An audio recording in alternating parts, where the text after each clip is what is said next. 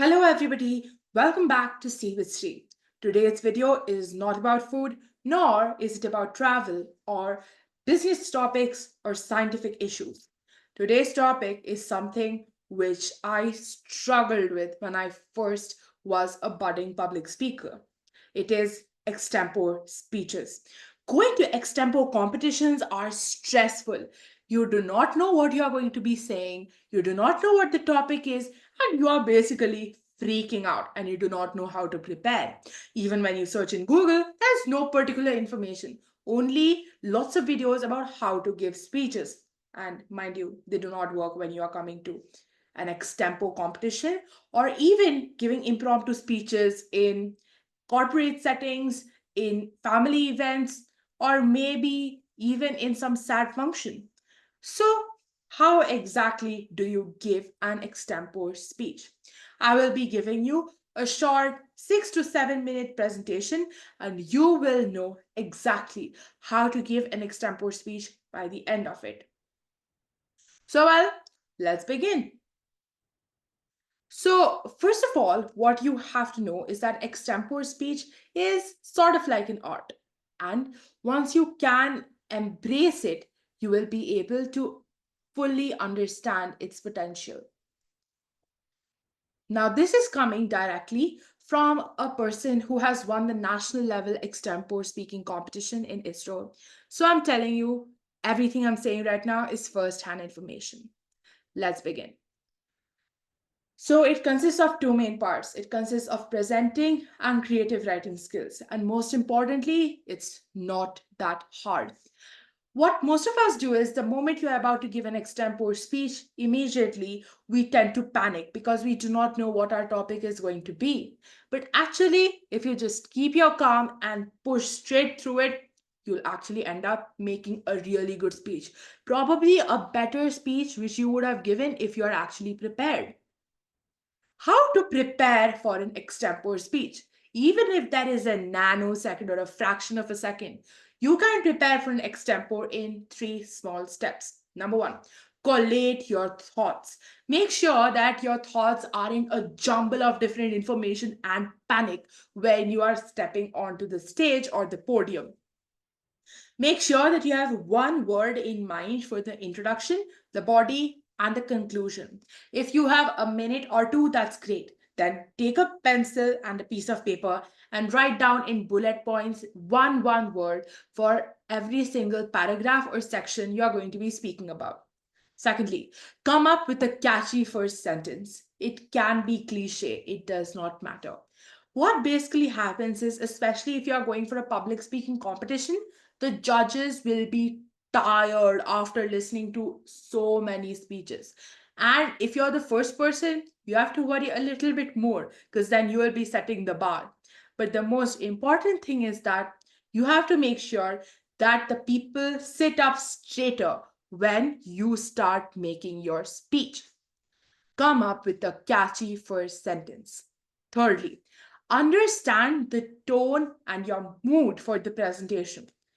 It can be a corporate setting, it can be a family event, it can be a competition. You have to understand what the environment is like.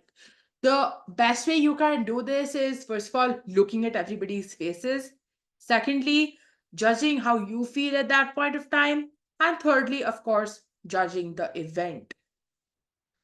And I'm telling you, please do not start with an inaccurate or inappropriate mood or tone for that particular event. I made that mistake and I paid dearly for it. Please do not make that mistake. Now, what makes the wow speech? Now, in every single competition I've gone to, there have been this one extremely good speech which I will remember throughout my life. Now, if you're lucky enough, that might be yours, but there's always that wow speech. How to make your speech that one wow speech? Firstly, clarity. Do not beat about the bush. Like I told you, the judges have listened to umpteen number of speeches. They're not going to be very happy when you just start off talking around a particular subject instead of talking about that particular subject. Make sure the concept is crystal clear in your brain. Even if it is an extremely vague topic, your speech should sound almost scientific. That makes the speech so good. Second, emotion. Express the topic so well that the audience feels and starts to empathize with you. Even if it's a corporate setting, even if it is a heavily formal setting, you still have to do that little bit of emoting. I wouldn't say drama, but emote a little bit more so that they feel what you feel. Thirdly, arrow straight eyes. Eye contact makes you sound better. People from other videos cannot stress this enough, but I'm stressing this enough a lot. If you look at the audience while you're speaking, then the audience will pay attention because then they know that you are watching them. You are paying attention whether they are paying attention, if that makes sense. In my first extempore speech, I was continuously looking at the walls because that's what a particular video told me to do. It told me look away from the audience so that you do not feel that nervous, even if the audience is giving you bombastic side eyes. Please look at them. If it's the judges, arrow straight into the main judge's eyes. That'll have the effect you wish your speech has, and you will reap the benefit out of it. Now, how do you exactly get better at extempore speaking?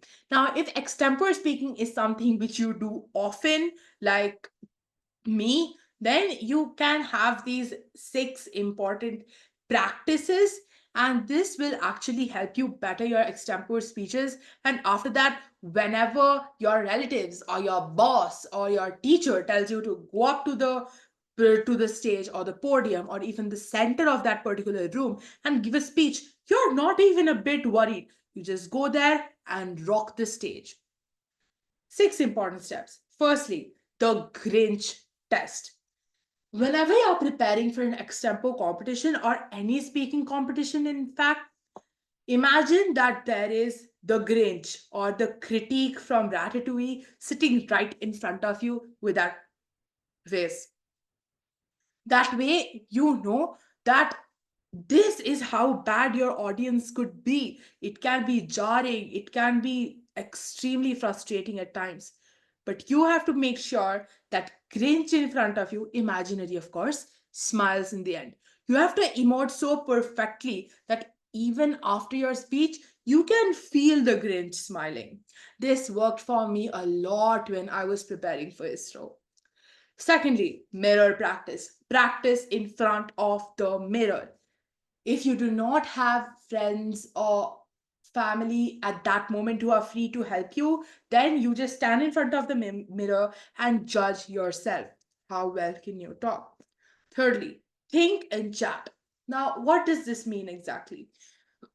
There are often these extremely intellectual conversations which we sometimes have. That time we sometimes tend to blabber nonsense, at least I do. What you have to do is you have to think and give a short kind of speech in the middle of that conversation, and then yeah, sure, the other person might think, why is she talking for so long? But the good thing is you will have your speaking abilities right, and you will have that little bit of confidence that when I have to speak, I can. Fourth, slam speaking competitions. Slam speaking competitions are so good when it comes to preparing for extempore competitions or even extempore speeches in daily life. Even if you are in corporate life, you're an adult, you can still participate in several speaking competitions. And this will actually help you increase your confidence, it will help you increase your experience. And most of all, you will get to hear people with such good speeches. And when you listen to those, you not only get inspired, but you also learn some very important techniques. It'll be better if you go for slam speaking competitions, but even basic public speaking competitions are also really good. Then, fifth is debate competitions. Now, these debate competitions need you to speak on your feet. You need to think on your feet. And what happens is then you can actually come up with acerbic comebacks in formal language, And when you do that, it's just so satisfying. And at the same time, it gives you confidence and experience. Sixth, have meaningful conversations with those who are elder to you. Like, I had this extremely important conversation with my grandparents about India's political situation during the Mughal times. I still remember it because it was so memorable. And I remember explaining how Babur was a very skillful invader, extremely passionately, and then people actually said that you speak so well. And that not only gave me a confidence boost, but it also motivated me to start taking up public speaking competitions. So these are the six things you can do if you want to get better and better at extempore speeches or public speaking in general. And of course, you have to remember, just do it. If you back down in the end, or if you back down in that competition or that selections or that event, you are not going to be known as the person who prepared for the speech but was not ready for it. You will be remembered as the person who shies away from public speaking. And if you're watching that video, you do not want to be that person. In the end, just go ahead and give that speech, even if it goes badly. God forbid, I promise you that won't happen. But even if it does, you know that you have that one tiny experience which you will cherish for the rest of your life. Thank you so much. Please keep in mind what I have said today. And the next time you have an extempore speech, whether that's tomorrow or next year or probably 3 years later, go rock it. Thank you. Bye bye.